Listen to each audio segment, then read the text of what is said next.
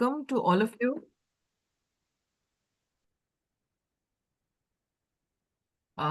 Okay, so it's good to see all of you here. It would also be nice to, sort of have a little bit of a conversation before we start off. So it'll be good if you all can switch on your videos if possible. Sridhar has switched it on. Hi, Sridhar. Good morning. Hello, good morning. Hi. Good morning, Rashmi. Good morning. Where have you joined us from, Sridhar? Yeah, I am from Amarraja, Tirupati. Oh, you're from Tirupati. Okay. Yes, Yeah, Amara Raja has a big factory out there, right, in yes, Tirupati. yes. Yeah, We have a manufacturing plant. yeah. We are into lead acid battery business. And your And also CHRO, Mr. equipment. JK, Jay Krishna, he is Yes, yes. JK, yeah, he is as part of a mentor pool. Oh, He works excellent. very closely with us. Yeah, yeah. This is good to know about that. Good to know. He is our president of HR. Yeah, CHRO, yeah. Great. So it's good to see. Hi, Srinivas. How are you? Hi, I'm good, thank you. Where have you joined us from, Srinivas? Again? I joined from Bangalore. From I Bangalore. work for Residio.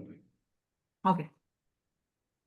So very warm welcome. So yeah, so Thank you. without any further ado, what I would like to do is welcome you all to this session.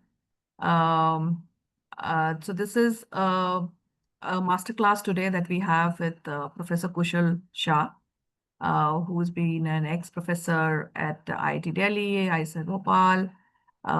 He, he is into entire, being of, sort of teaching people. So, and he is the authority around, LLMs nowadays and around the new thing around AI and agentic AI. So today he's going to be giving you all a masterclass around that. But before that also, we're doing this in the context of the program that we run called the IIT Kanpur Emerging CTO program, which is for leaders like you all, which is meant to actually help you, sort of move forward in your thinking, in your careers, give you a lot more clarity around what you want to do and where you want to do. And this kind of programs is basically an upskilling thing for executives. We are currently looking at, batch 5, which will start sometime end January or early February in 2026.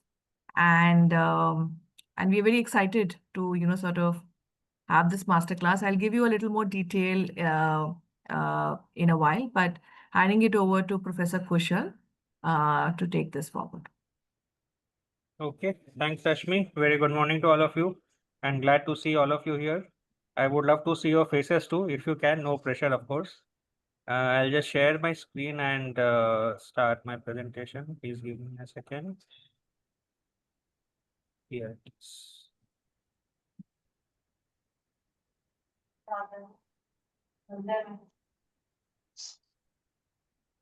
Are you able to see my presentation? Yes.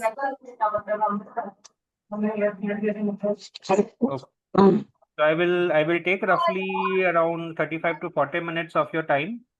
And although it's a presentation, but I would like it to be an interactive session. So if you have any questions, please do not wait till the end, because questions are best answered when they arise. Because if you wait till the end, you may lose the context, I may lose the context, and the conversation is much better if we have it right here and now. So there are various options. You could either raise your hand and I can ask you to open up your mic and ask the question directly, or you could post it on chat and then I could take it up and answer, whatever you prefer. But please do interrupt me whenever you have any thoughts, any questions, anything you want to share. So today's masterclass is going to be on AI for senior leaders. We are not going to go into the technicalities of AI and how to implement AI today, because that you're going to learn as a part of the course. Today, what we are going to learn is how do you think about AI, because that is the most crucial part. Because the actual implementation you can do using other juniors in your team or other members. But as current and future CTOs, your primary responsibility is to prepare a rock solid AI strategy and a plan for implementation of AI. I would request people to be on mute, please. Yeah, Sorry. unless you have a question, yeah, Yeah. please be on mute. When you have a question, please feel free to unmute and ask. Absolutely no problem. So today we are going to focus on the thinking part, that as CTOs, future or present or future, how do you actually think about AI to begin with? So I have a question already. That's great by Venkatesh. It says, what do you think of AI bubble talk? How market is viewing the risk of huge AI capital investment? Yeah, that's a very important question and very, very relevant, as senior leaders, because everything costs money. We may talk about AI and may want to do a lot of things, but at the end of the day, it requires money, both in terms of compute, hiring people and all that. So I mean, if you ask me the current market scenario, one thing is true that these big companies like OpenAI and Anthropic and all, they are definitely losing a lot of money. It's not that they are currently profitable.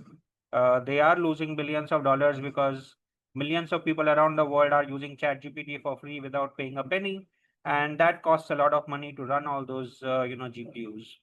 And so whether they can turn profitable or not and justify all these losses is hard to say. What we know for sure is that AI is an amazing technology, no doubt about that. It can do great things that were thought impossible, and its capabilities are only going to grow in the future. That is for sure. There's no doubt about that. AI is not going anywhere. It's not like Bitcoin and stuff which will vanish. But whether the valuations of these big companies are justified or not, whether they will continue to operate in this form or not, that of course is hard to say. Companies will come and go, no doubt. Today, OpenAI is the leader. Tomorrow, maybe Anthropic will become the leader. And in fact, in this very month, or I think the previous month, interestingly, Anthropic has taken over OpenAI in corporate, usage. So there are people who track the amount of corporate usage of these models which are there. And so far, OpenAI was the default leader, but now Anthropic has taken over, and even Google Gemini is catching very, very fast. So these dynamics will of course keep on happening, but yeah, AI is here to stay. So as senior leaders, even if AI is a bubble or whatever, you don't have to worry about it, because it is an amazing technology which you should definitely benefit from. So, there was a very interesting study done by Anthropic on where do people use AI? Where is AI actually used by, companies? And interestingly, what they found is that the single most use of AI is in critical thinking. So usually we thought that, computers are meant to do all the menial manual tasks, and human beings will do of the more of the creative things which require brainstorming, logical thinking and stuff like that. But interestingly, AI has become very good at even things we consider to be very deeply human. So a lot of people use AI for critical thinking, so do I, and it does a great job out of it. Of course, you cannot trust everything that AI says, and you should not become like a blind believer. But AI can be a great partner in brainstorming ideas, coming up with new ways of thinking, and all of that. Writing is obvious. We all use AI to write emails. Students use it to do assignments and stuff. So that's obvious. Programming is also obvious because a lot of coding is happening now using AI, troubleshooting, debugging, and all that is all there. But a graph which is extremely important from a corporate application perspective is this distinction between automative use of AI and augmentative use of AI. As AI leaders, as technical leaders in your company, this is a major decision that you have to make. That let's say if you have 10 tasks in your company, which potentially have any possibility of AI usage, you need to decide which of those can be completely automated using AI, and which of them are where AI can play a augmentative role. So the difference is that if AI is automating the pipeline, the humans are completely out of that pipeline. But in the augmentation part, the human is still required to check for accuracy, sensitivity and other things, and they can augment the human. So whatever required, let's say 5 human beings to do, now can be done perhaps with 2, and the work of the remaining 3 can be done with AI.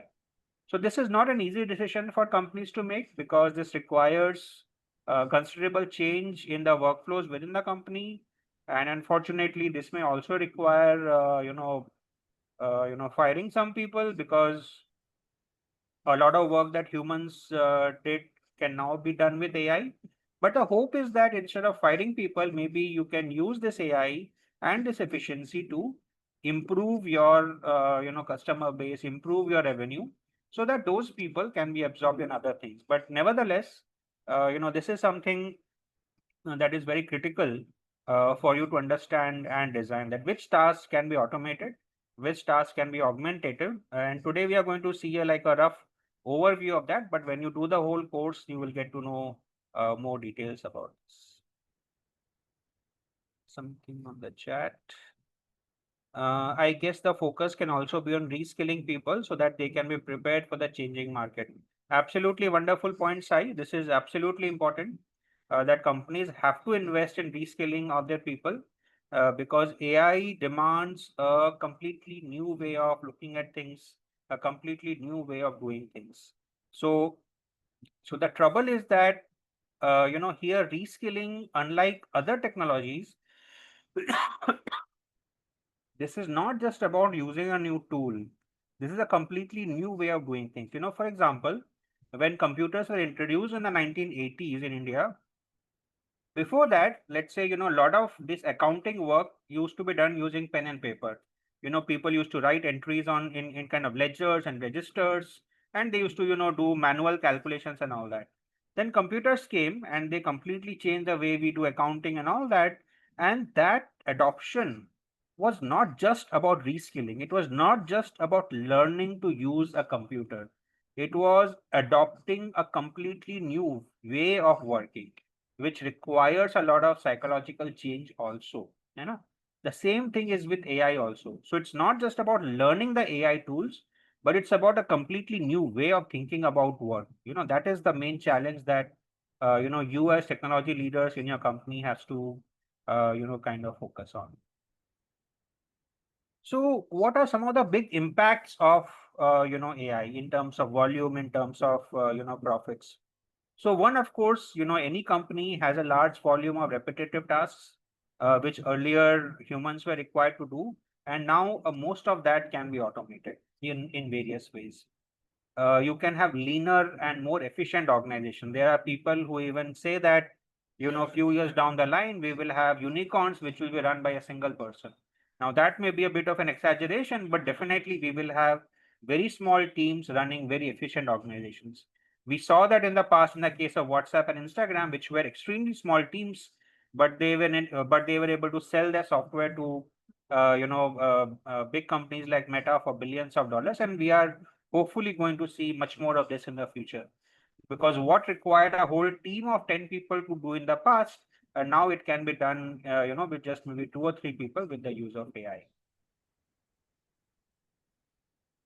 Amit is asking, share few examples for tangible ROI adopting. Yes, Amit, we will discuss this towards the end. I will share specific examples where tangible AI can be achieved using. Yeah, I will do that.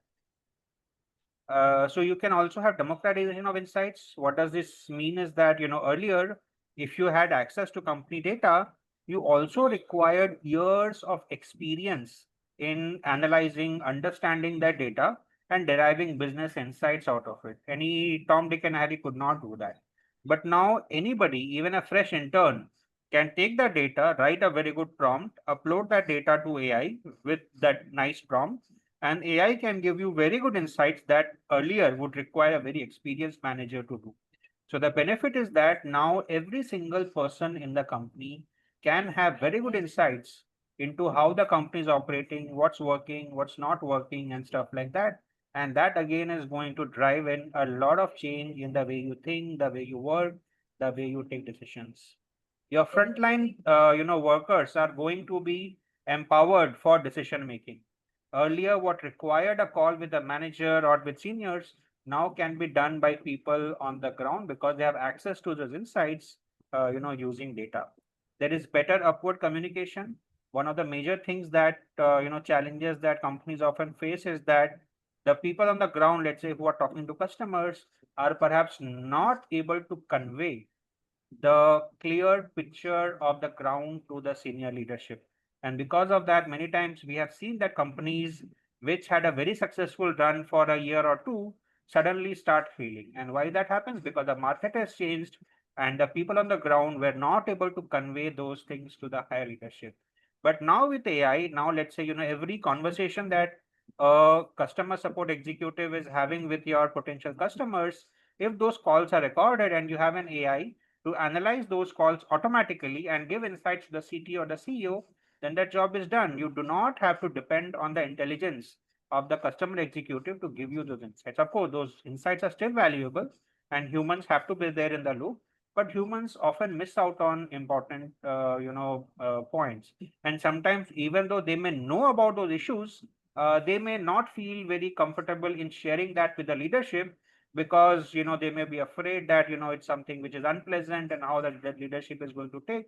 But AI, of course, doesn't have any fear like that. It doesn't really care whether the leadership likes the review or does not like the review. So AI can be very blunt, very frank, and tell the leadership that, hey boss, this is something which is going wrong, this is something which is changing, so we need to take cognizance of that. So managers essentially evolve into coaches. So they have a team of people, they have a team of AI agents, and they coach all of them to take better decisions to move forward at a very, very fast pace. Okay, one person has shared some links that we will see later. Vaibhav is asking, what is the success ratio of current AI projects and what are the challenges and best practices? Vaibhav, that's again a very, very great question, and we are going to cover some of it today. But your question is very broad and requires a much longer, discussion, which you are going to learn in the, full course if you happen to join. And if you ask me about the success ratio of current AI projects, now that's very hard to say because that's a internal company matter, and those details are not really available in the public. But what has been found to be true over the last 2 decades, I must say, not just with AI, but even with data science and machine learning, is that if a company's leadership has strong and clear view of the AI strategy, of the data science strategy, then the success ratio has been extremely good. Most companies which have failed in implementing data science and AI in their company is because of lack of clear vision and strategy. And what happens is that these data science, machine learning, AI, these become very popular, and then leadership sometimes wants to adopt these new fancy terms without getting deep into their implications, their challenges, and stuff like that. So you cannot just go and tell your team that, hey boss, this is the new tool, let's try to incorporate that in our product. It does not work that way. You as future and present CTOs need to have a very clear view that, okay, this is our AI vision. This is how we are going to incorporate AI into our software pipeline. And this is the reason, these are the challenges we are going to face. If you have that clearly, which I'm going to help you do in today's session, if you have that clearly, then your AI project is going to become successful 100% without any loss. But your strategy has to be very clear, your vision has to be very clear. Because learning the tools and implementing them is not really the biggest challenge. The biggest challenge is clarity of thought. And that is what I'm trying to drive in, today. Okay. So when you talk of AI powered decision making or any kind of strategic, decision, there are three main things that a company has to, worry about. One is, where do you play? What are the demand shifts happening in the market? How do you detect the emerging trends? And how do you simulate future scenarios to figure out what's going to work and what's not going to work? Once you have figured out where to play, how do you determine how to win? Because there is, pricing issues, you have to, develop some personalization engines, you have to do sentiment analysis of your, customers for positioning your brand. So here again, AI can help you a lot. And finally, you of course have to configure your internal operations. How do you use ML for predicting the ROI for various investment decisions? How do you use NLP for better diligence and risk assessment? How do you do workforce analytics for skill gap identification? Like somebody asked, do we need to reskill our employees? Yes, absolutely yes. But how do you do that efficiently without losing much time and efficiency? So these are places where you really need to focus on, and all of these places are where AI can help you.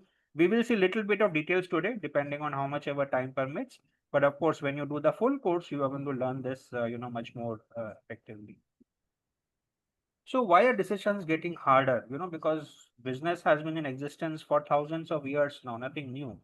Our ancestors used to make more money than we do, perhaps. But why is it becoming more challenging now?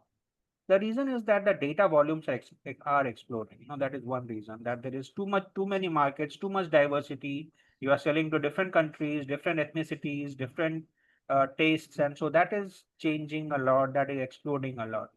There are a lot of market shifts which are happening. New apps are coming, new ways of living are coming, new ideas are coming much faster than what used to happen earlier. Earlier, if a major change happened, let's say every 50 years or 100 years, now it's happening, let's say, in 10 years. That's a huge change. There are also lot of high uncertainties. There is disruption because of technology, regulations, geopolitics. New political parties come, they take up center stage. They have different policies and stuff like that.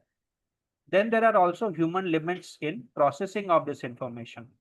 You have all this exploding volume, but how do you process them effectively? Human beings, of course, cannot do that. And so you need data science, machine learning, AI, and all of that to be able to help you in taking these decisions. And this is why decisions are getting harder. And that is why you need to use these new technologies to do things better. Okay, Tabish is asking, how exactly are we learning in this course? Performing data analytics or applying machine learning or using applied AI? That's a very good question, Tabish. So in this course, we are not going to focus on the techniques of data analysis or machine learning. We are going to focus on the techniques of applied AI, but we will be giving you a overview of which kind of problems can be solved using data science, which kind of problems can be solved using machine learning, and which kind can be solved using AI, so that you can decide that effectively. Once that decision is taken, then finding a person to do the implementation is not really very difficult. It's not easy also, but that is not the most challenging part. For you as leaders, the challenging part is to figure out that which task needs to be done using which kind of technology, and we are going to cover that in a lot of detail when you do the course. I hope that answers your question. So how does generative AI help you in doing that? Because generative AI is not just predictive. Predictive tools have been there in existence for quite some time, but generative AI goes one step further. It can help you in prediction, but it can also help you in creation and synthesization of ideas and data. As I mentioned earlier at the beginning of the presentation, that one of the highest uses of AI that has been seen by companies was in critical thinking. So you can use that to be creative, to synthesize various kinds of information which is available inside your company to come up with very good decisions. So you can analyze, summarize, simulate, and even generate various options using generative AI. So it functions like a decision co-pilot. Everybody needs a good advisor, and honest advisors are first of all very hard to find, and they are also very expensive, and they are also not so commonly available.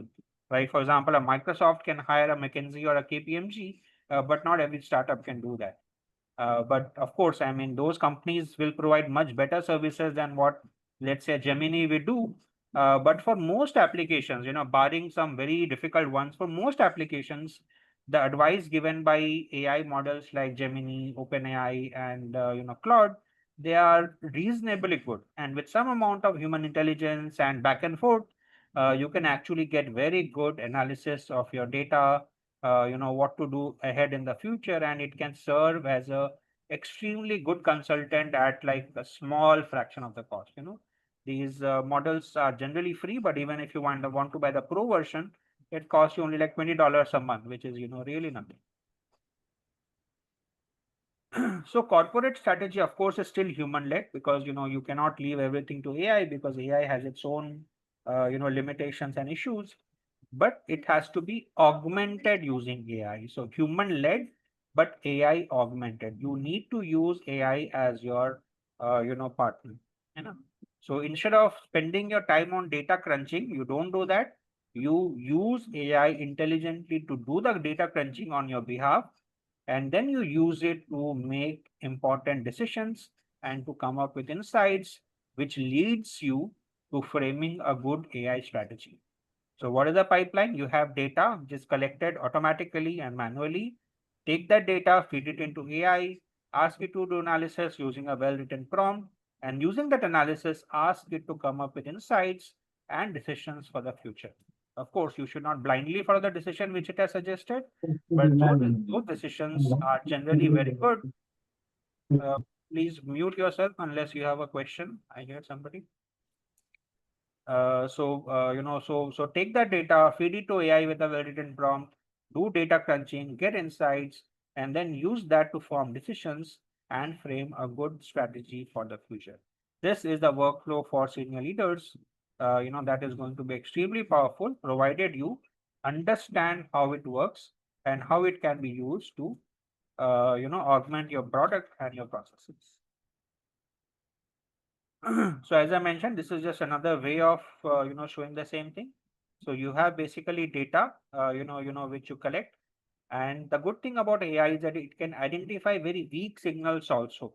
The typical data science models are generally based on strong signals, but the good thing about AI is that it can go beyond that and even identify very weak signals and emerging patterns, which are not easy to do for normal data science, algorithms. Then you can use it for insight generation, and finally you can use it for human integration, where you basically take the AI response and then have a human in the loop to analyze all of that and come up with the final decision that will take your company forward.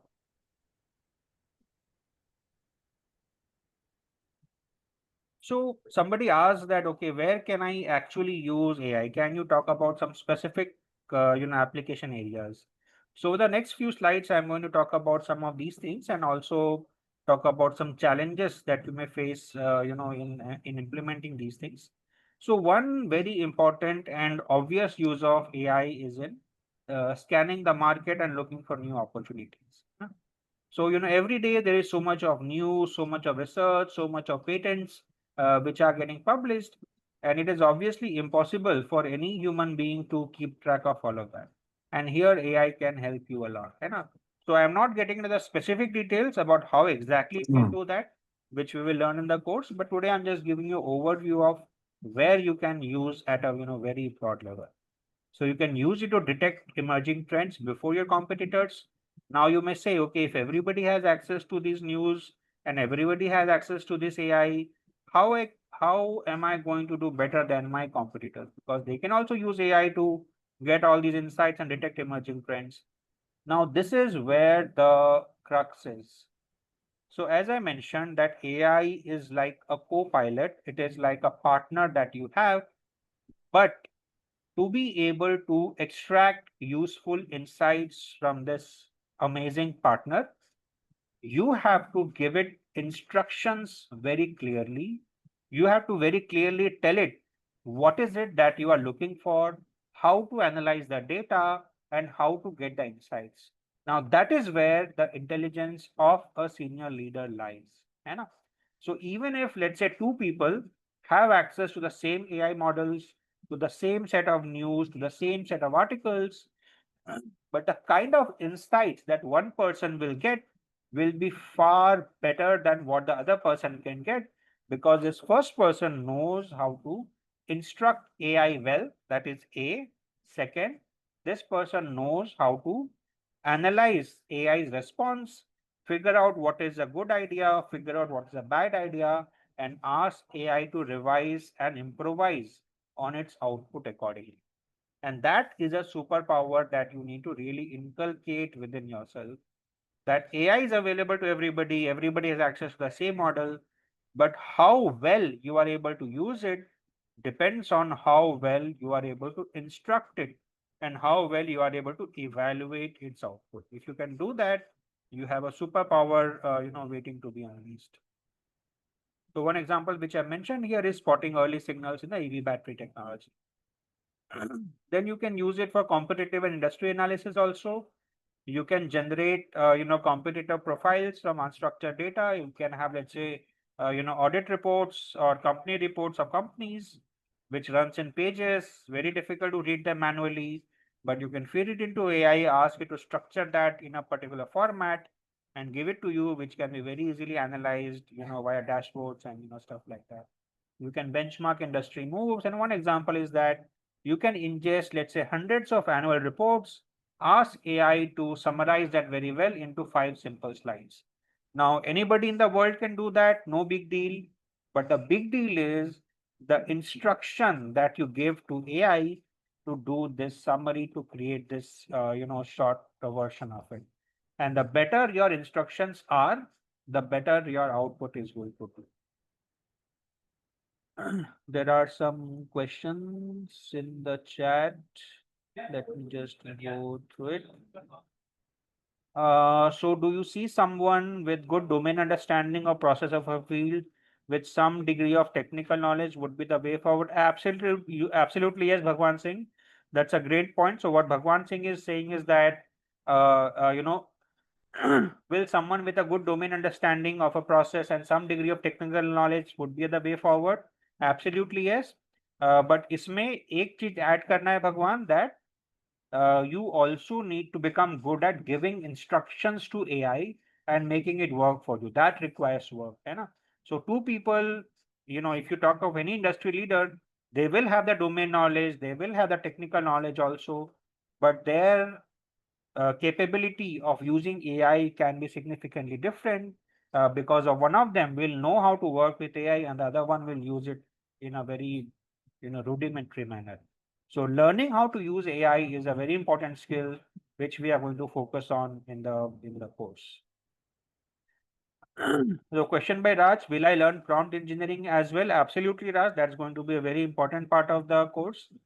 We have a whole session dedicated to prompt engineering, and its elder brother, which is context engineering, which is a more critical part of company workflows, which we are going to get into this. Will we get a recording of the discussion? That I don't know, that Abdullah or Rashmi can answer. One of you please answer in the chat or by speaking. Most probably yes, but let somebody confirm.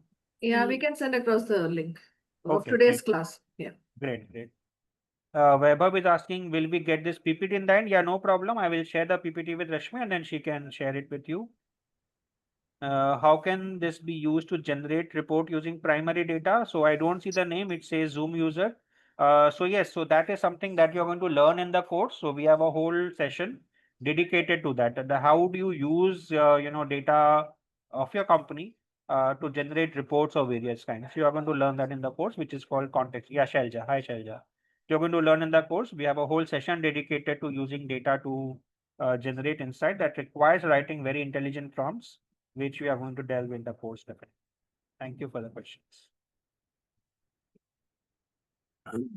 The next thing that you can use AI for is customer and sentiment insights. So, a lot of information is published on the internet in the form of reviews, in social media, in the form of surveys. Now, of course, generally you have to depend on your interns, your junior employees to collect all of this data, to analyze it and give you some high level summary, which you then go through to frame decisions. Now that works, that it's not that it doesn't work, but again, the problem is that the human interns, the human people who do this analysis are great. I'm not doubting their ability, but they can miss out on very critical information sometimes, especially if it is written in the not in very clear terms.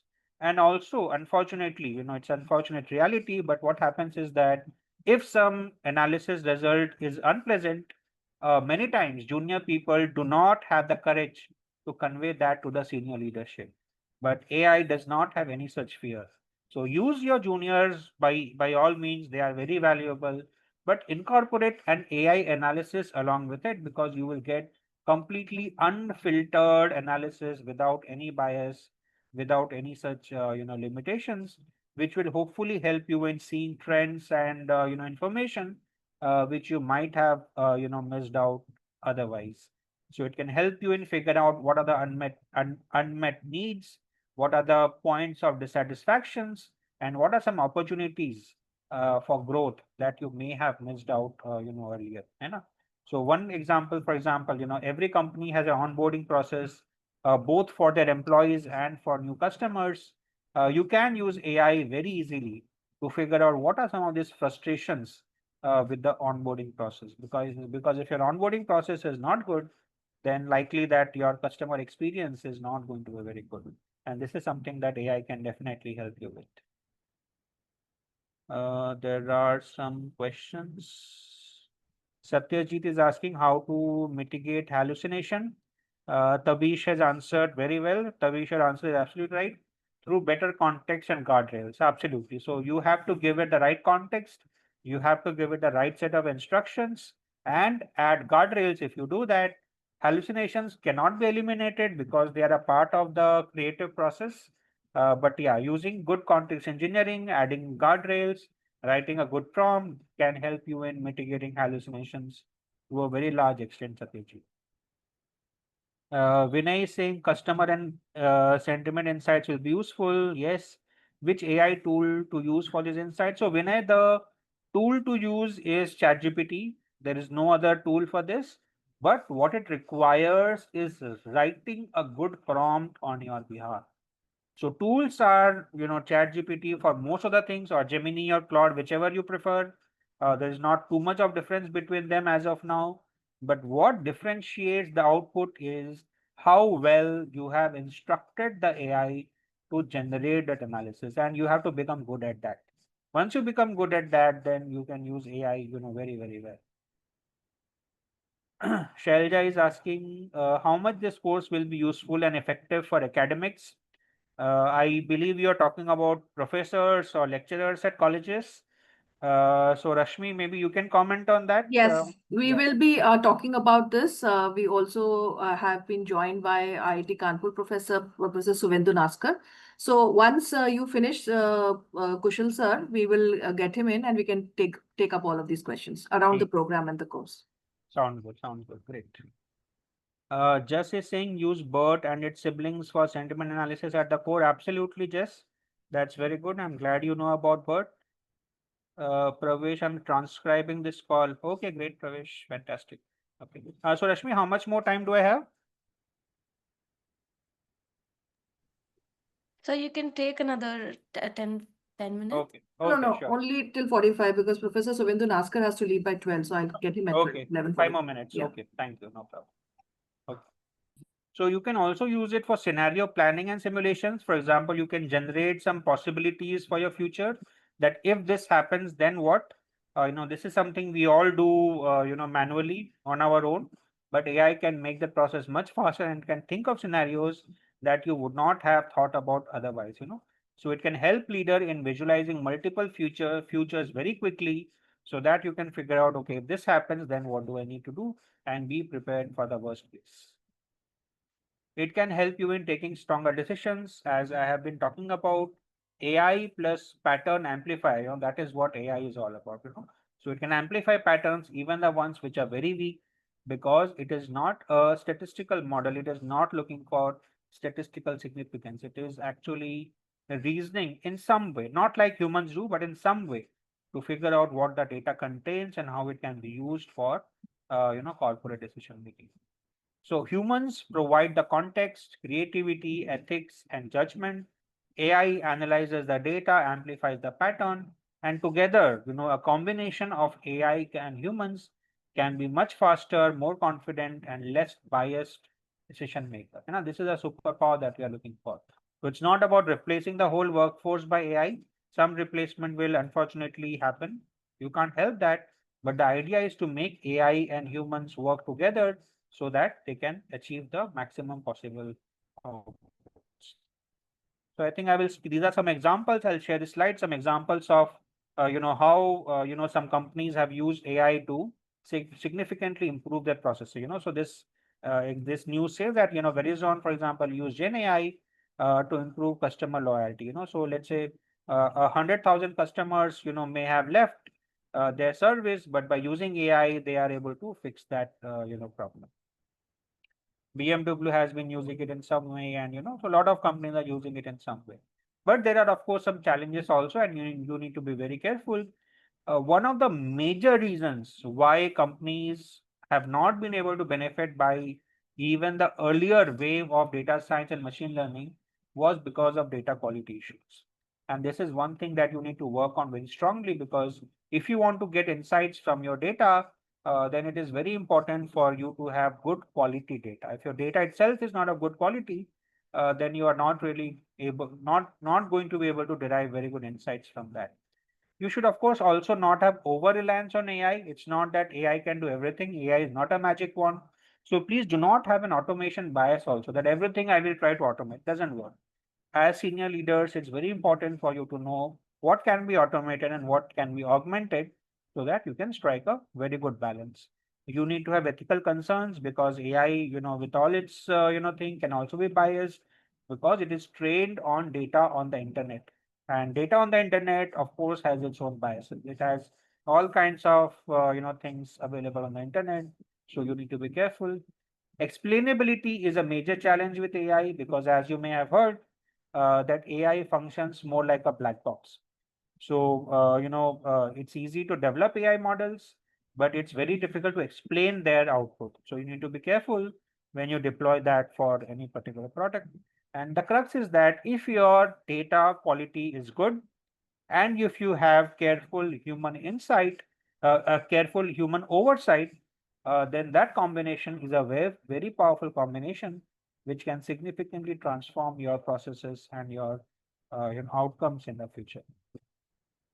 So the future of strategic decision making is that generative AI will not replace executives, but it will augment leadership by expanding what's knowable, speeding up decision cycles, and freeing leaders to focus on judgment and vision. What required time for you into data analytics, looking at dashboards and stuff like that, a lot of that can be fairly automated, by using so all that is fine, but where do I actually start? Where do I actually begin? Should I learn a lot of AI tools? The answer is, no, it's not about learning a lot of tools. It's about, first mapping existing business processes, identifying bottlenecks, aligning the processes with your strategic goals, and identifying and analyzing potential AI use cases. This is where most of your effort has to go in. As I mentioned, develop a clear vision for AI implementation and a AI strategy. Once you have clarity on that, rest will fall into place. But if you do not have a AI strategy or have AI vision, no matter how much money you pump into AI, it's not really going to help you at all. So there are some easy win areas. This I will skip. You can look at the slide later on. What I'm going to be focusing on is the mindset. Now, this is the most important thing. So you should not be greedy. Don't try to replace all your human beings in a company using AI. Not going to work. You need to do this very intelligently. Get your data and AI strategy in place. Extremely important. You need to learn to brainstorm with AI. Like somebody asked me, which tool do I use to get insights? There is no tool. There is only ChatGPT or Gemini. The tool is your instruction. The better your instructions are, the better your own analysis, your guidelines are, the better AI is going to work for you. You do not need any tool apart from a $20 subscription of ChatGPT or Gemini or Claude. That is enough for you. So I'll end with this slide. So, earlier, in maybe 300, 400 years ago, the might in the world was the might of the muscle. The one who was strong and powerful used to rule the world. Then we had the industrial age. People with muscle ended up becoming bodyguards. That is what happened. And people with brain, they became the new masters. But now that brain part is also going to be outsourced to AI. Whatever required human brain earlier, a lot of it AI is going to be able to do. So what is now human being's job? A human being's job is to now work with AI to drive these connections in our network and take good decisions. And again, how do you do that well? It is by having clarity of thought. So it is no longer about the intelligence of the past, which required a lot of ability to juggle with data and stuff like that. That AI can do. But can you now have clarity of thought so that you know what is good for your company, what is not good for your company? So it's almost like a spiritual ability that you need to develop wisdom that you need to develop to be able to use AI to your advantage and to your company's advantage. So with that, I will stop my presentation. Maybe I can take a question or two, and then I will hand it over to Rashmi for the next one. Thank you, Professor Kushal. I mean, a very, very summarized view about AI. And I think three things that come very, very clearly is about saying that AI is here to stay. Kahin jaane wala nahi hai, so we better sort of, adapt to it. Also, secondly, clarity of thought. AI is not the solution to everything. So you need to be very, very clear about what is your challenge and what are you going to solve, and how you're going to solve it. And also, not all problems and challenges get solved by AI. So learn to learn with AI. So having said that, the human function will not become obsolete, right? Because every time there's a change from muscle to industrial revolution to computers to now to AI, I think humans also sort of work together with whatever comes to them machines. And now here it is more about working with the brain, which works with your brain. So I think, we need to be a little more, and of course it is here to stay, and it is here to grow even further. So thank you so much, Professor Kushal. Thank you. Thank you. I would also like to, welcome Professor Naskar here. Professor Suvendhu Naskar is a professor at IIT Kanpur. He is an alumnus from, he's done his PhD from IIM Calcutta. He's a MBA from IIM Kozhikode, and he's done his electronics and telecommunication engineering from Jadavpur University. And he's currently a professor at the Department of Management Sciences at IIT Kanpur. Professor Suvendhu also will be taking a couple of topics within the program. He also works a lot around executive education. When we also work with a lot of organizations, he sort of works with leaders and helps them build context around technology and operations. So welcome, Professor Suvendhu. Thanks, Rashmi. Thanks a lot. Thank you. Professor Kushal, you can also be on screen. So if there is any question, then we three of us can be there to answer the questions. Sure. It was great session, Professor Kushal. I'm sorry I could not join earlier. I should have joined earlier. Thank you. Thank you. Yeah. No, so I know, so Professor Naskar, so I think there are one or two questions which that people are talking about the program. Oh. So I'll give a little bit of an idea about what this program is all about. This program is in the, we are looking now for batch 5. We have 4 batches. 2 batches have already passed out. The third batch will pass out this December. The fourth batch is currently undergoing their programs, and they will finish by January. And we're looking at January and February for the new batch people to come in. The kind of people who join the program are all technology leaders from various industries who are here to understand more around what is happening around them, especially because technology is ever changing. So we have professors like Professor Naskar and Professor Kushal Shah around us, helping us decipher what is changing around us. So the program, because it is also an emerging CTO program, of course, there are technological aspects around it, but the program is also designed around what a CTO would be looking at taking decisions around. So it would be around strategy.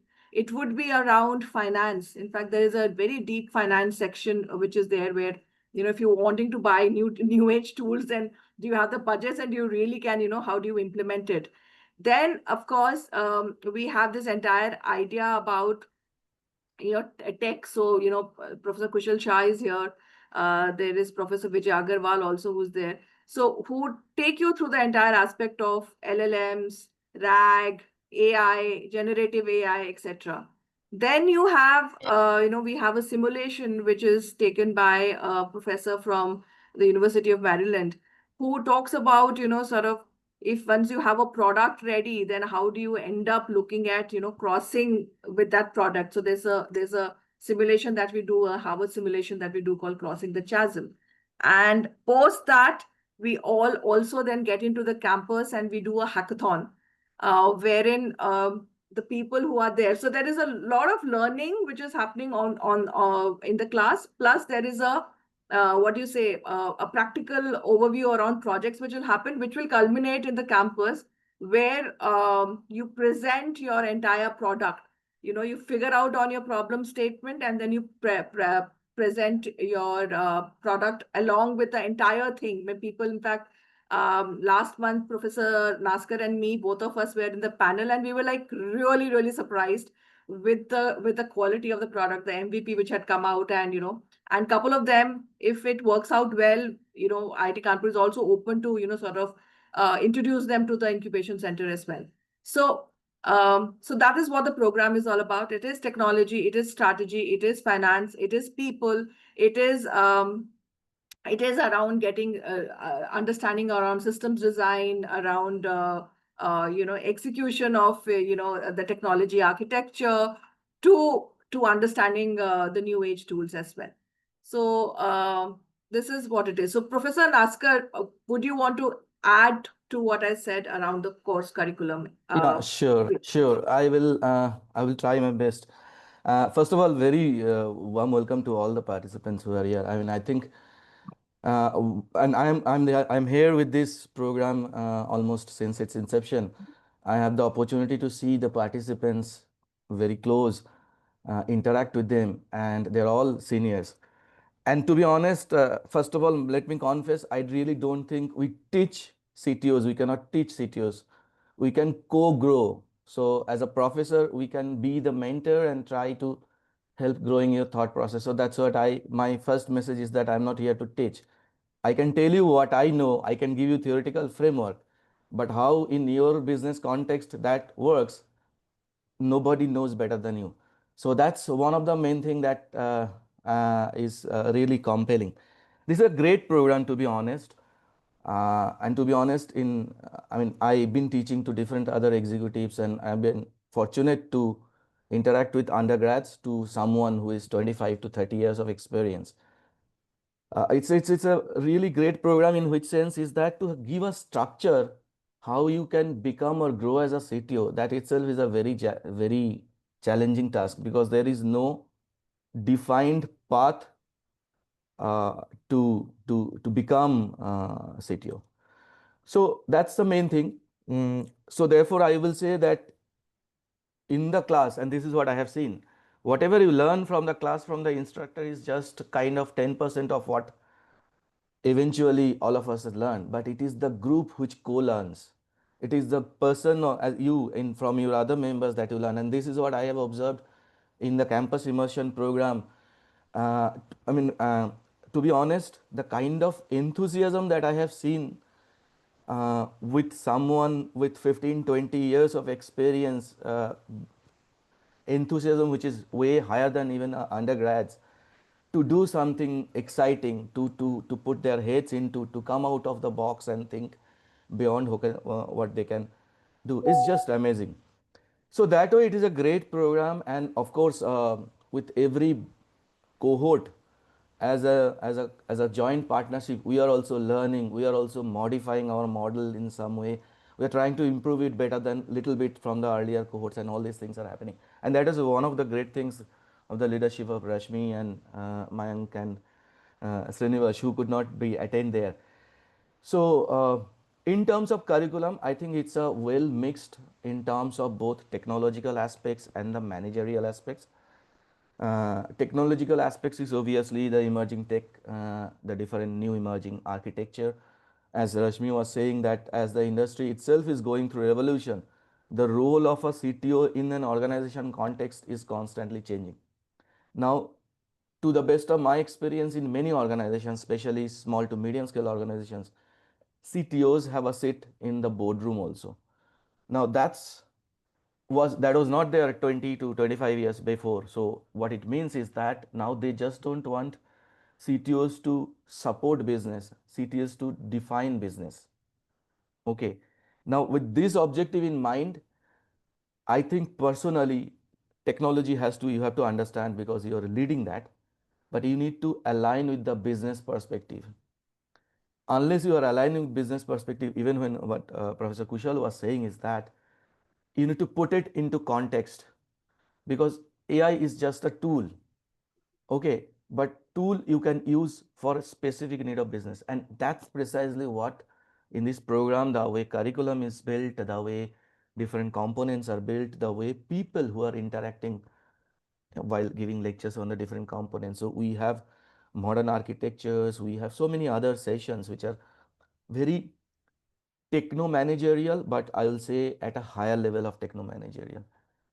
Okay, so it's a great learning. I wish when I was in the industry, I have some kind of opportunities to learn it this structured way.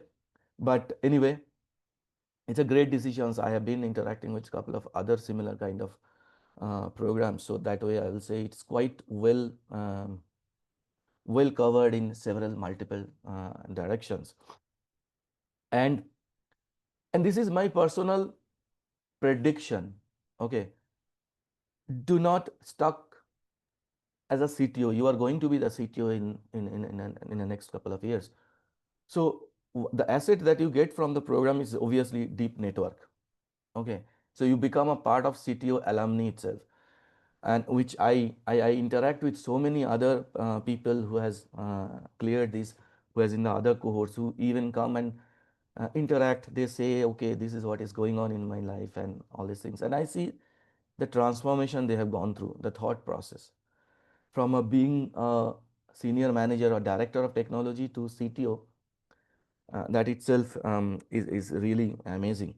And I also represent incidentally the placement coordinator of my departments for their placement. So I get a lot of time interest from the company that I need a senior profile who will work with CTO or CXOs. And that's really give me one thing, and there is a need for well context, well educated, but more than that, very streamlined thought process a person have. Okay, now based on my experience, I'll say many a times I have seen people who understand technology almost left and right. What Professor Kushal was saying is that they have a very limited understanding about the processes which is supporting businesses. So eventually that is the kind of mindset we have to grow. The second mindset is that design thinking. Your technology is for someone to use to take a decision. So that design thinking kind of attitude has to be there. So anyway, I'll not go deeper into that because there are there are too many things. But I'll say this is one of the best programs that I can think of, both from internal knowledge building as a CTO, as well as getting a network, getting your other people who has gone through these courses come closer. In fact, me and Rashmi, and in fact, we were talking about that we should have one large gathering of all the cohorts, so that it's a different kind of interaction. It's a different kind of camaraderie, learning from each other. Yeah. So, So yeah. I think the biggest thing about this program is about that, we are increasing the entire alumni base. So now with five batches and approximately about 40 people in each batch, we already are touching about 200 people. So imagine 200 senior technology leaders coming together, and a couple of you also come together to solve for solve for around something around health, or something around water, or something around climate. I think it also adds a lot of value to the society that we're living in. So I think that is the power of sort of joining a program like this, which is not just about upskilling yourself, but also upskilling with a purpose, and also building something which is new. And of course, the world is changing around us, and it's changing every 5 years. Abhi AI hai, another 5 years के बाद कुछ और आ जाएगा. Yeah. AI plus आ जाएगा. You don't know what it is. So So so that, I'll just add on to what Rashmi was immediately said. If you join, and when you join, come with an open mind that you will learn whatever is there. correct. Okay, so you will be possibly hearing many things for the first time, or maybe which you will think that, do I really need to know? But of course, you really need to know, because you will be talking with people who do not understand or hear technology the way you understand. So you'll have to understand their grammar, as well, and their language as well. So of course, if you, I mean, I was giving these examples in one of the other senior programs, that if you really have to justify your investment or budget as a CTO, the person whom you will be taking it is not the technology guy. So you'll have to come out of your domain comfort zone. You have to speak their language, and that's something that you will learn slowly and gradually. And I'm sure most of you are already doing it, but in a more structured way. That's what we can offer, and we are offering that. Yeah, yeah. No, so there are a couple of questions from people talking about, if whether we'll be able to look for references of previous batches. Of course, why don't you just register for the program, and then, then formally we can, sort of connect you to some people who are part of this program. There is a huge alumni connect that we keep doing, and every almost once a year or every 8 months, we end up doing like an alumni get together in various cities of India, major cities of India, be it Delhi, Bombay, Hyderabad. In fact, Hyderabad is next weekend. Bangalore was last month. Delhi was in the month of July. So, so there is a lot of structured connects which also happen, and which is required for the CTO of tomorrow. It is just not about skilling, upskilling around technology. It is also about management and managerial thinking, but it is also about network. So that is also provided to all of us. Stuti, if it's possible, can you just share the screen, and I will just quickly take them through the program details. And Yes, sure. Just a minute. yeah, the second one which I told you to edit, that is the one that I want. Correct. And Professor Shah is also there. Professor Naskar, you have to leave by 12:15 or I now? have till 12:10. I 12:10. kind of pushed Okay. it so that in case if I have to. It's Yeah, okay, so I I'll be will there as quickly, long as 5 minutes, I will take them through the program. Just make it full screen, please, Stuti. So I'll quickly take you all through this entire thing, though we've also shared the brochure, etc., about the program, but I just wanted to give you a little more, overview about the program. If you go to the next slide, please. So this is, I mean, the data is all there, and we've been talking about data. Professor Shah has been talking about saying what is the data, saying the data has to be good. So data is all saying that, you need CTOs with a understanding of newer stuff, and technology is there, and it needs to be touched upon every function in any organization. So a chief technology officer is the one point of contact where everybody will get in touch, whether be it a CHRO, whether it's a CFO. They will want to get in touch with the CTO saying, how do I sort of automate my thinking? How do I, sort of look at using AI in my processes and systems? So no doubt the CEOs, 84% CEOs say the ideal technology leader must have experience in leading change and transformation. And this is all about leading change and transformation that this program teaches you. Next slide. So the building blocks of the program, it is a comprehensive curriculum tailored for emerging CTOs by IIT Kanpur. So not just academicians, which are part of the program. Of course, you have seen Professor Naskar and Professor Shah here, who are from IIT. We also have people from across borders. We have from other universities outside of India as well, and practitioners who have worked, so who are CTOs, already CTOs who, who are current CTOs as well. So like, for example, we have Vijay Agarwal, who used to be the CTO for PhonePe, and he takes an amazing session around the entire stuff around, understanding of generative AI and data. And then we have, Mr. Sampath Manikantan, who is the current Chief Technology Officer of, say, National Stock Exchange, where he talks about so much of data crunching happens. How does, as a CTO, how does one, sort of look at, sort of putting it together? So we have some very, very interesting people who are there and have got the experience in, sort of covering this entire program. I've already talked about the networking opportunities. As a batch, once you get into campus also, because there are 2 campus immersions that that is there for the program, you end up meeting up with your batch cohort as well, which is from across of India. And also you end up making newer friends from other batches, and also with Professor Naskar and Professor Shah, who have a larger network of technology professionals. So you end up, using their mentorship for life. If any one of you also wants to end up starting a tech company, some product, something, they're always there to help you and guide you. Practical skill development, as I said, every topic that we cover, every module that we cover, post that we have a project which is there where a cohort of 4 or 5 people come together and they implement on the learning which is there. So, for example, in batch 4 right now, we've just finished the strategy and the finance module, and now the cohorts are being made to decide on a problem statement, which they will take it for the next 6 months into the program. And they will then apply all the learning. So they're going to be applying the learning around finance. They're going to be applying the strategy around what product, etc. Then once they actually do the simulation, they will learn how to go to market around it. Then when Professor Shah and Professor Naskar, they teach them around the entire thinking around technology, etc., AI, etc. And then they come and present it in the campus, where again there is learning. There is, meetings with the incubation center.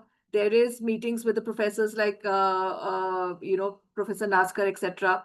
And new thinking and newer ways of whatever is happening. And it's IIT Kanpur that we're talking about. So they are in the forefront of technology and innovation. And career advancement potential, we are not guaranteeing you all jobs, but we know that we're giving you a platform which will give you a thrust in your career. It will take you to the next level, because the kind of conversations that you will be doing, the kind of projects that you will be looking at, the kind of hand holding that we will be doing, you will be way ahead of your peers. And that will give you opportunities to move forward from your current situation. Go to the next slide, please.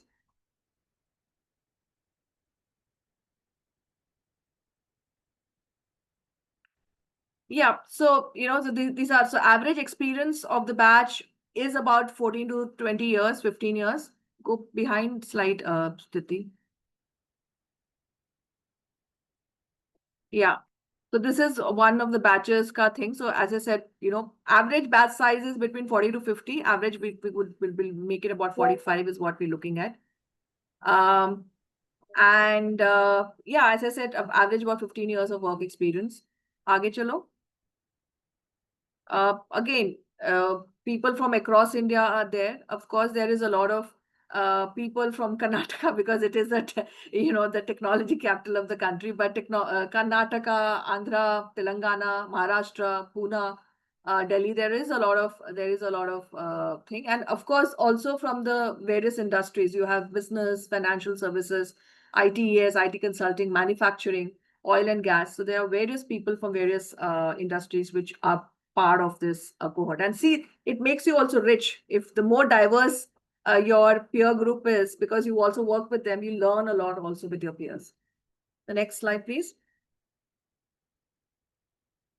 These are, some couple of, sample faculty emerging for the faculty of the emerging CTO program. Of course, Professor Kushal Shah is already here. Professor Arnab is also there from IIT Kanpur. I've talked about Suchit he was a global CTO at Hexa, where he really, works out, and he comes to campus as well, and we do the entire hackathon with him. Choton is based out of the US. Professor Gaurinath is IIM Indore. It's not IIT Indore, IIM Indore. He's part of that. So Vijay Agarwal, as I told you, was the CTO for PhonePe. Very, very interesting people, and good amount of learning which comes out from them, which is practical and usable. Next. आगे चलो. Done? Is it done? Yeah. Yeah. Okay. So any questions now? Yeah, I have one question actually. Yeah. So, And just sorry, pin Professor Shah also, please. Yeah. sorry, it was difficult to phrase it in the chat. So I am actually a software engineer. So I have about close to 9 years of experience now. So I just wanted to ask, is that program, I mean, fit for me, or I fit in this program? Because see, somebody is working like a senior engineer. So for transitioning into CTO, I mean, I'm not yet like satisfied that, because there are a lot of things in between. right? So because our CTO is almost like 5 to 6 level ahead. Keep But calling this as an emerging CTO program, Tavish. Sorry to jump in here, but it's an emerging CTO program, and your question is very, very relevant. So saying that I am a little junior right now, I do not have any exposure to all of this, I cannot become CTO after doing this program. No, you're absolutely right. What we are saying is that we will give you the thinking and the platform to start working around like a CTO. Maybe in your current organization, which would be a bigger organization, you might not be there. But for a smaller organization, for a startup, maybe you could, sort of look at being there as maybe -2 in the next 2 years. But after that, you could, sort of look at, sort of furthering your career. It's all about having the right, what do you say, experience to take you forward to the next level. So this program will give you the skills and the practical exposure, which will make you more confident about your skills. And as I said, it's not just about technology. We're going to be talking about business. We're going to be talking about strategy. We're going to be talking about finance. We're going to be talking about people, which makes an entire thing of a CTO come together. Because you will also have to be looking at managing your stakeholders, speaking to the CEOs, speaking to the shareholders. Why are we looking at, sort of looking at changing the entire technology? What will be the gain for the organization? How much will be the revenue which will come in? All that kind of conversation, we will help you start thinking in those lines. just a small question. So, like you said, right, this will help me maybe in the future, right? So, will this help me in let's say transitioning into immediate leadership roles, not exactly CEO, but maybe some leadership roles? Uh, I mean, down the line.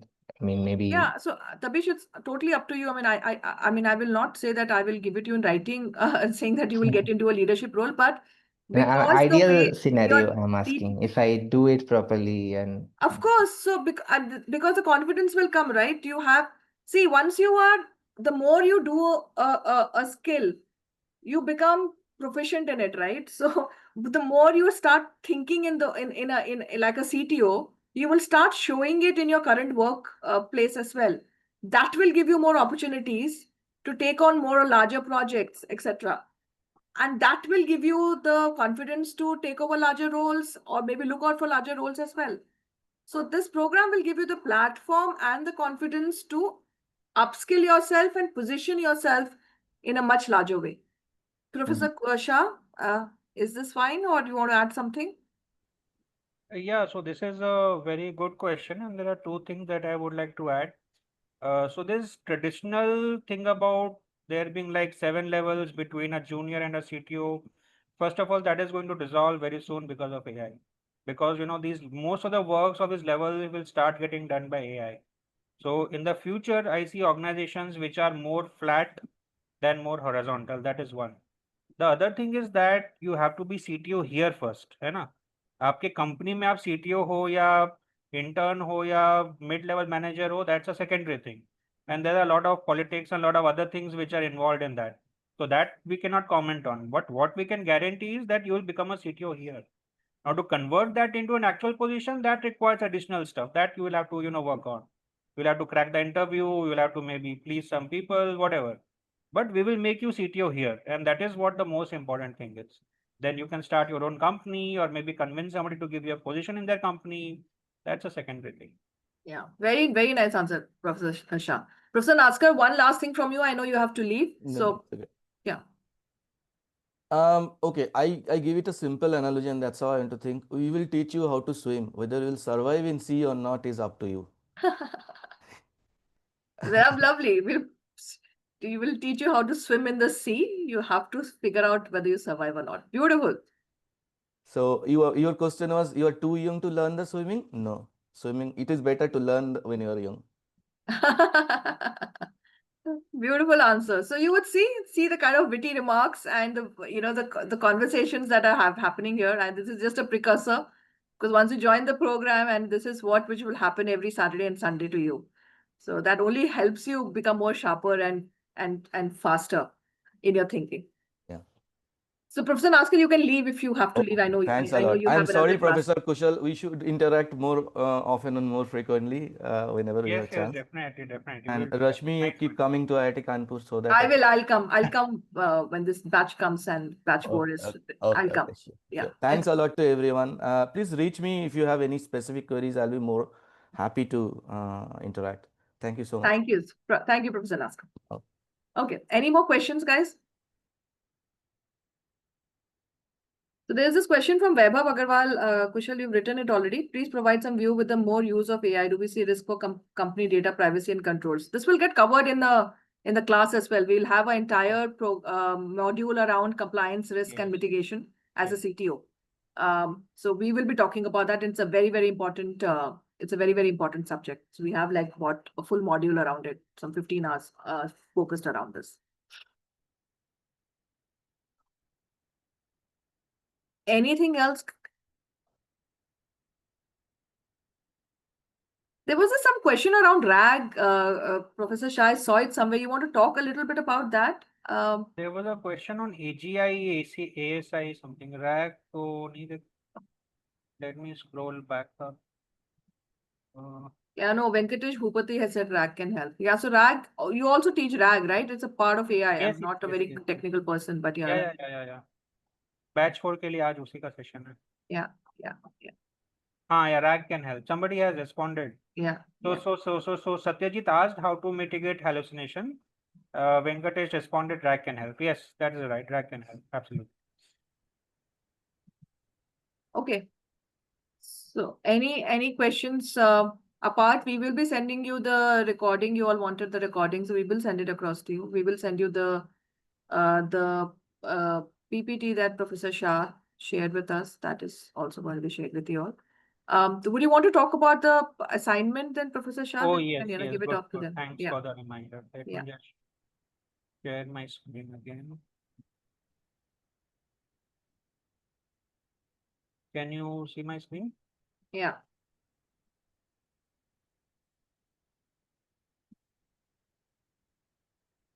Okay. So this is the assignment that we are requesting you to do. Of course, not compulsory or anything, but it will be helpful for you. So as I mentioned, the most important thing for you to do as CTOs is to figure out your AI strategy. And what better way than to begin with, doing that right away, even before you join the course. So the deliverable of this assignment is to prepare a concise 2 to 3 page strategic memo or a 5 slide presentation structured around 4 parts. So of course, you are not on the LMS currently, so you can email us the memo or the slide, and we can review that and get back to you with feedback. So you need to identify the strategic opportunity. So you need to clearly define one very specific high value business problem or some inefficiency that you see in your company. Then what is the AI hypothesis around it? And what are the business impact KPIs around it? That if you, let's say, are able to solve the problem using AI, how will you measure success? You need to define 2, 3 key performance indicators, to measure this. Then you need to mention the workflow transformation, because no change can happen without that. We are not looking at just a band-aid. We are looking for a real deep transformation. So how does the current workflow look like, and how does the workflow look like after the AI implementation? How does AI enhance your workflow? And are you looking at AI from a automation perspective or from an augmentation perspective? The third section needs to have, what are the readiness parameters, and what are the risks associated, with this particular framework that you are planning to, implement. When we talk of readiness, we are talking of both in terms of data. Do you have the data? Is it in the right format? And even in the form of people, because adopting these things is not just about learning a new algorithm, not about learning a new programming language. It's about completely changing the way we work. So which teams and roles are going to be impacted? What kind of cultural challenges you will have to bring in to implement these things? So that is something that you need to think about. And what are the risks associated with it? And you need to give a very clear 90-day scout plan. So how do you get a buy-in from? Who do you need to get a buy-in from? What kind of data issues you have? Do you need to buy something? Do you need to build something in-house? Do you need to partner with something? And what are some of the go slash no go milestones? So you don't have to implement anything. The assignment is not about writing any code. That is not what is expected. But you need to put on the CTO hat, even if you are not the CTO right now. Put on the CTO hat, think about these things, and come up with a very clear AI strategy for one single specific business problem or inefficiency. So we are going to share this with you over email and request you all of you to work on this, and share with us over email, and we'll give you feedback on how good your AI strategy was and how you can make it better. If there are any questions, I think I can run. Fantastic, Professor Shah. So this is also a good way to, sort of for you all to understand whether, this is something that you would want to explore, because this is the kind of learning which will happen in the class. Whatever is being taught, we give you an assignment so that you just get into it, so that, you start, sort of understanding what you've learned. And that is what is the learning of today. So it'll be great if you all can send us the entire assignment, and we could also look at giving some discounts to people who do their assignment well. I'm not sort of I do not have a figure here, but if you all are able to sort of put this together and come back, and you're serious in joining the program, we could look at it. So let's do that. Any final question? Please share the We have a document. question. Yes. Stuti, would you tell us what will be the plan of sharing the document? Would you send an email? So I will be sending out an email with this document, and I'll also be uploading a drive where you can upload your assignment, or maybe an email ID where you can send it across. No, just do one ना, don't confuse people. एक चीज बता दो, या तो email करोगे या तो drive भेज रहे हो. So I'll send an email where you हाँ. can just send the PPT of yours. So guys, so just take this assignment. If you all can build together a PPT and send it across, and we will put it across to Professor Shah. I guarantee you, if there are there are lots of people and there are some good ones, and I'm definitely very happy to take you into the program, because we require new thinking in the class also. So there is also this way of looking at some good people to join the program. So it'll be nice if you all can, sort of look at that. Okay, so any final questions? Is there any question around? And of course, there was Tabish had asked about careers, etc., which is there. We've got some good examples of people also who have benefited from the program within their own organization. They've seen movement. They've been assigned some larger projects. Couple of them have also started thinking of sort of starting their own company. Because they've now got the confidence saying that they will be able to sort of look at doing that. So this program really sort of helps you doing that. And most of you, I think, most average experience of most of the people is between 12 to 15 years. So you're actually coming back to learning after more than a decade. So it sort of gives you a lot more different perspective as well. And come to IIT Kanpur. It's a lovely, lovely campus. I think it's 16-kilometer ka campus, and very, very beautiful. So you all will really like it coming there. Any final questions? Else we close for the day. Anything else, Tuti? No, Rashmi, we are done. Yeah. The brochure has already been sent, and it's also been shared in the chat here. So yeah, for any further queries, you can reach out to CTO program at eicta.iitk.ac.in. So this program also is part of the ENICT Academy of IIT Kanpur, which is a part of METI of Government of India. So, there's a lot of exposure around government projects as well, which happens here. Yeah. Okay, guys. I look forward to catching up. So would you put the email ID here again? Yes, we've already done that with the email ID. And yeah. Great. Thank you so much, people. Thank you for taking out your time on a Saturday morning. We close the day. Thank you, Professor Shah. Okay, Thank you thank for you. your, Bye-bye. Thanks, yeah, Rashmi. Thanks, thank you Rashmi. so much. Bye. Stop the recording as well.